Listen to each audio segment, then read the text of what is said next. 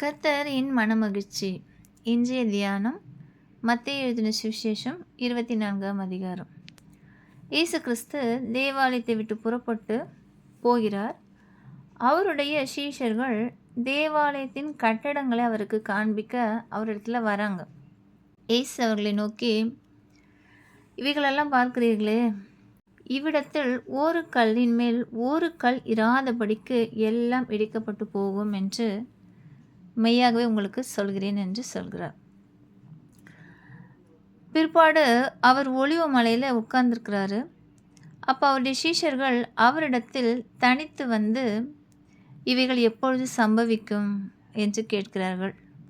உம்முடைய வருகைக்கும் உலகத்தின் முடிவுக்கும் அடையாளம் என்ன? நீங்கள் எனக்கு சொல்லணும் அப்படின்னு சீஷர்கள் கேட்குறாங்க. அப்போ கர்த்தர் சொல்கிறாரு, ஒருவனும் உங்களை வஞ்சியாதபடிக்கு எச்சரிக்கையாக இருங்கள். யுத்தங்களின் செய்தியும் கேள்விப்படுவீங்க.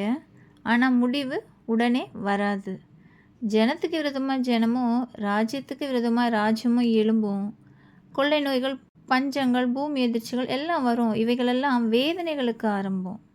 இதனாலே அநேகருடைய அன்பு என்ன பண்ணுமா? தணிந்து போகும் என்று சொல்லிவிட்டு மத்தேயு எழுதின சுவிசேஷம் 24ஆம் அதிகாரம் 15ஆம் வசனத்திலே கர்த்தர் சொல்கிறார், பாழாக்குகிற அருவருப்பை குறித்து தானியேல் தீர்க்கதரிசி சொல்லியிருக்கிறானே, வாசிக்கிறவன் சிந்திக்க கடவன்.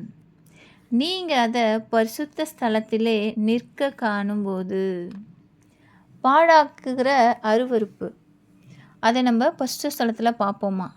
தேவ ஆலயத்தில் விக்கிரக ஆராதனை மற்றும் தேவாலயத்தை இழிவுபடுத்தி வழிபாட்டை நிறுத்துவது, இவைகள் ஆலயத்திற்குள் நிற்க காணும்போது உலகத்தின் முடிவு வரும்.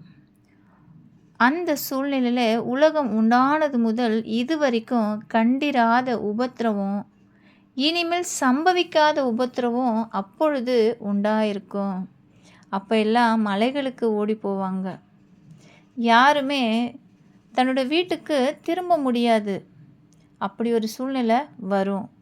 இந்த சூழ்நிலைகள் தெரிந்து கொள்ளப்பட்டவர்களாலே குறைக்கப்படும். ஒருவேளை இந்த நாட்கள் குறைக்கப்படலைன்னா ஒருவரும் தப்பிக்க முடியாது.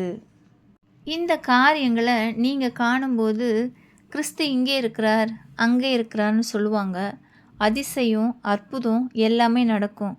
கூடுமானால் கள்ள கிறிஸ்துகளும் கள்ள தீர்க்க தரிசிகளும் எழும்பி தெரிந்து கொள்ளப்பட்டவர்களையும் வஞ்சிப்பார்கள். ஆகையால் இவைகள் எல்லாவற்றையும் உங்களுக்கு நான் முன்னதாகவே சொல்லுகிறேன். கிறிஸ்து அங்கே இருக்கிறார், இங்கே இருக்கிறார் என்று சொல்வார்களாகில் நம்பாதிருங்கள், புறப்படாதிருங்கள். மனுஷகுமாரின் அடையாளம் வானத்தில் காணப்படும்.